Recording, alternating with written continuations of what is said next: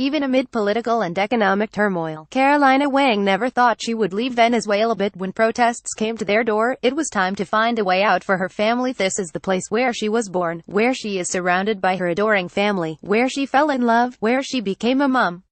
Even as the country descended into economic and political turmoil, she didn't think of leaving. But now she's moving to an unknown land with her husband and infant daughter, packing up her entire life into a few suitcases.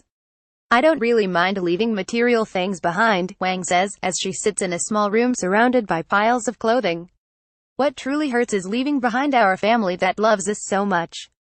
Stories like hers are becoming increasingly common, with more Venezuelans looking at their heritage and seeking out a citizenship and a passport from another country. Through her Peruvian mother, Wang was able to get the necessary documents to emigrate legally with her husband Jorge Salas and their 7-month-old baby, Akira. None of them have even visited Peru before. "We are leaving in search of financial independence and to seek a better future for our baby," says Salas, 26, an artist and actor. "But we are certain we will be returning to Venezuela one day. That is the conviction we are leaving with." The young couple recently celebrated their 1-year wedding anniversary. The commemoration doubled as a goodbye party, during which dozens of friends, aunts, uncles and cousins crammed into the narrow house the couple shares with Salas' mother, Mirtha Mandarino.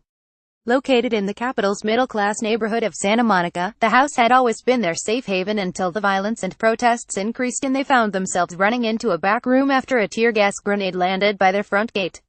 "I had to grab the baby and rush her into the back room and put a rag on her face so she wouldn't breathe the gas," Mandarino says, fighting back tears.